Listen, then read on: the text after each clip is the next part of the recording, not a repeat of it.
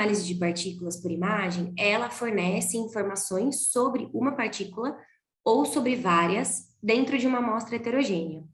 Então, a ideia é retornar para o pesquisador informações sobre o formato, sobre a contagem das partículas, distribuição do alvo aí de análise do estudo.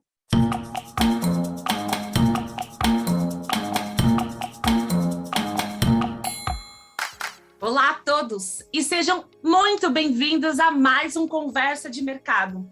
E nessa semana nós vamos falar de metodologia de caracterização de partículas por imagem. Bom, a gente sabe que a caracterização de partículas é uma ferramenta utilizada para detectar, medir e contar diferentes tipos de partículas. Para isso é necessário utilizar um equipamento que seja capaz de processar todas essas informações e fornecê-las ao usuário em diferentes formatos. E hoje aqui no Conversa de Mercado nós vamos falar sobre uma tecnologia que reúne várias metodologias tradicionais em uma só. Interessante, né? Bom, e convidamos aqui a Natália Pravata, que é executiva de negócios da Yokogawa, para conversar com a gente. Natália, bem-vinda!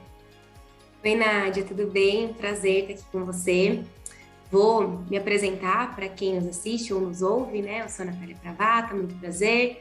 Sou biotecnologista de formação, tenho mestrado na área e aí uma bagagem de pesquisa e desenvolvimento, qualidade, compliance. E hoje a gente vai bater esse papo desse tema super interessante, que é a caracterização de partículas por imagem. E como a Nádia comentou, a gente vai falar de uma metodologia que ela agrupa várias em uma só. Então, agrupa a microscopia tradicional, a citometria de fluxo, uma câmera de alta definição e um contador de partículas. Você quer começar com alguma pergunta, Nádia? Natália, eu tenho várias aqui para você. Acho que a minha primeira, assim, fala um pouco para a gente como é que funciona, né? A caracterização por imagem e como é que é feita, então, a aquisição dessas imagens. Conta um pouco para a gente. Legal. Então, eu vou começar fazendo um parênteses, que sempre que eu me referir a partículas, eu posso estar me referindo a uma gama de coisas. Então, a um micro-organismo, a uma partícula subvisível de fibra, uma gotícula de óleo, um pedacinho de vidro, um contaminante, enfim. Tudo que a gente consiga medir e identificar entre 300 nanômetros e 5 milímetros de tamanho, tá? Bom, a análise de partículas por imagem, ela fornece informações sobre uma partícula ou sobre várias dentro de uma amostra heterogênea. Então, a ideia é retornar para o pesquisador informações sobre o formato, sobre a contagem das partículas, distribuição do alvo aí de análise do estudo. A caracterização de partículas por imagem, ela pode ser feita tradicionalmente pela microscopia manual, utilizando um citômetro de fluxo ou técnicas volumétricas. E o que é interessante de comentar é que quando a gente trata dessas metodologias tradicionais, elas são um pouquinho lentas na aquisição dessas informações, tá? Ou, de repente, elas fazem a aquisição do dado de uma maneira indireta, elas têm que, em determinadas vezes, fazer uma aproximação da imagem com um círculo para falar sobre a forma, fazer uma inferência da forma. Então, o que é interessante e revolucionário da metodologia de análise por trás da tecnologia FluChem é justamente integrar esses benefícios das metodologias tradicionais em uma só. Então, o que a gente faz, né? A gente une várias metodologias em uma. E é natural a gente pensar que a gente está falando de uma coisa grande, que vai ocupar muito espaço, que vai ser difícil implementar na rotina. Mas é completamente o oposto. A gente está falando de uma metodologia que é super compacta, que ela tem um computador integrado a ela, então ocupa muito pouco espaço na infraestrutura do laboratório, é extremamente compacta e assim, rápida para ser utilizada. Então, existem 3 tecnologias principais que elas atuam em conjunto para a caracterização de partículas. Tá? Uma delas corresponde a um sistema óptico que é semelhante a um microscópio tradicional. Então, eu gosto sempre de fazer essa comparação, que a gente consegue brincar ali com as lentes objetivas de aumento do tamanho da partícula, mas quem faz a aquisição das imagens ali, que está olhando para a lente objetiva, não é um operador, é um computador. Tá? A segunda tecnologia é um sistema eletrônico, Então, permite com que a gente capture informações de fluorescência por partícula, que a gente tem um laser associado. E o terceiro é um sistema fluídico. O sistema fluídico, ele utiliza, né, uma bomba de seringa para trazer a amostra para dentro do sistema de acordo com a necessidade do pesquisador. Então, essa bomba, ela atua também sendo monitorada pelo computador, o volume que a gente quer analisar. Porque quando a gente está falando de análise de partículas por imagem, a gente está falando justamente da linha de pesquisa. Então, a gente sabe que, a determinadas vezes, é difícil ter muito volume de amostra. Então, a gente precisa que o sistema ele seja preciso, suficiente até para os microvolumes, né? Então, tendo esse sistema composto por essas 3 tecnologias, é claro que a gente também tem outros componentes que trabalham aí para que ela funcione em perfeição, que é a célula de fluxo, que é a grande responsável por acomodar a amostra. As lentes objetivas, como eu adiantei, então a gente pode estar falando aí de aumentos que correspondem a 20 vezes, a 40 vezes, a 100 e a 200 vezes da partícula, uma câmera de alta definição e um feixe de luz LED. Mas agora indo, né, para a segunda parte da sua pergunta. Como é feito o processo de aquisição das imagens? É realizado por uma câmera de alta definição. Então, como as partículas elas estão presentes em um meio líquido, né, elas estão em solução, a gente tem que pensar que elas estão em movimento. A gente obtém essas imagens como se a gente congelasse essas partículas no espaço-tempo. Como, né? Bom, a gente usa, então, essa fonte de iluminação LED para que todo o desfoque de movimento seja eliminado e a gente integra a câmera de alta definição com uma velocidade muito grande na captura das imagens. Então, a gente tem que pensar que tudo que está dentro da célula de fluxo vai ser capturado através de uma foto.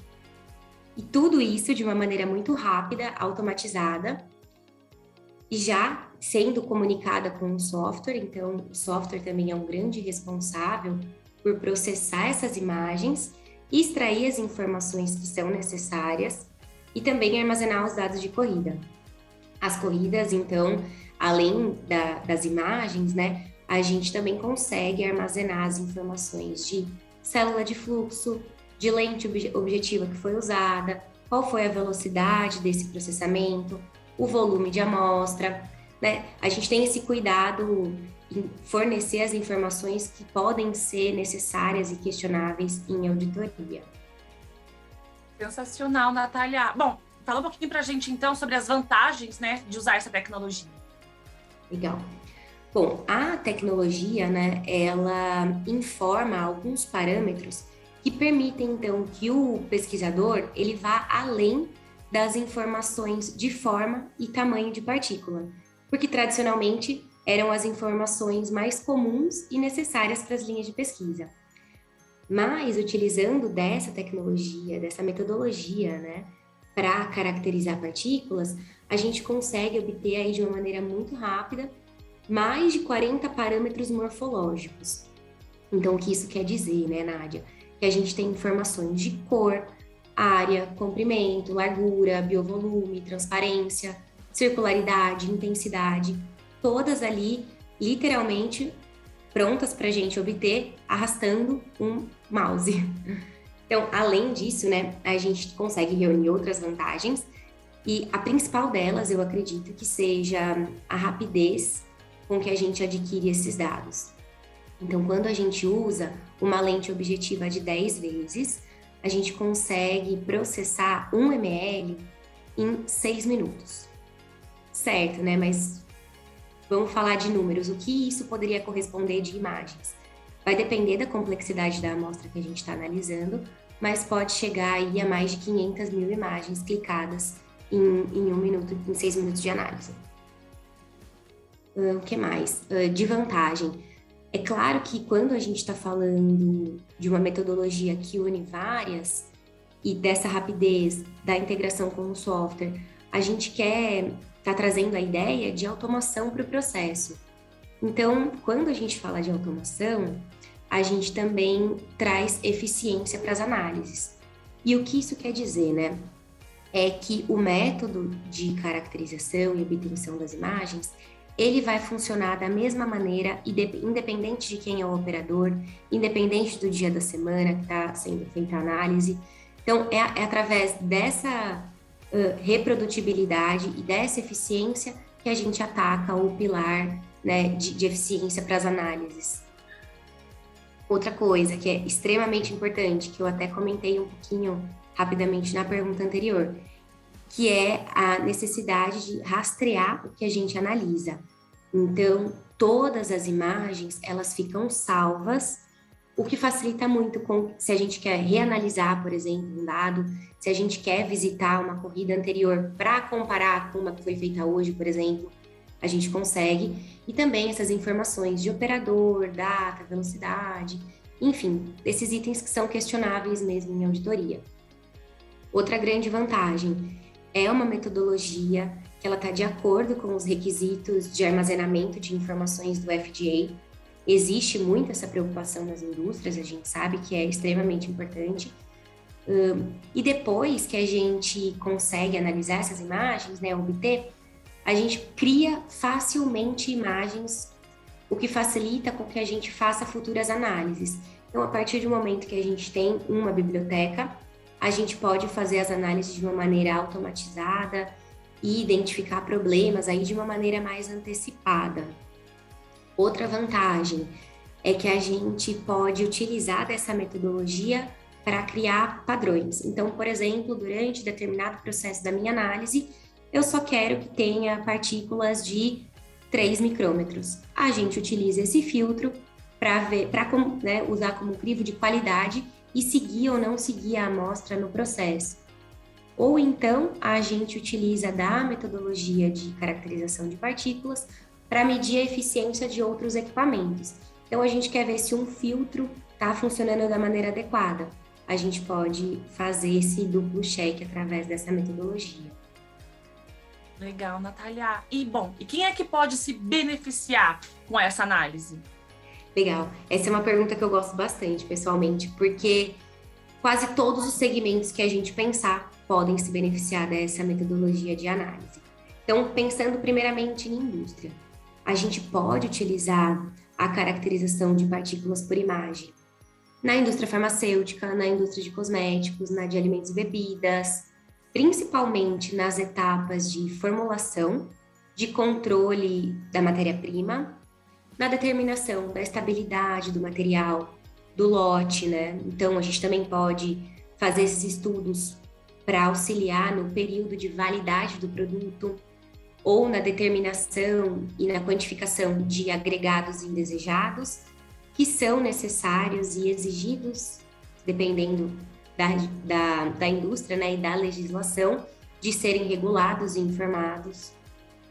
Outras indústrias. A gente também pode aplicar essa tecnologia para as indústrias de óleo e gás, para a indústria de papel e celulose, por exemplo, nas etapas de controle de qualidade, estudo de impacto do meio ambiente ou, algumas vezes, para análise da água de lavagem. Nas companhias de saneamento básico, a gente também pode utilizar dessa tecnologia, principalmente para medir a quantidade de organismos que podem causar sabor e odor na água, que é o produto que a gente consome, né, final dessas indústrias.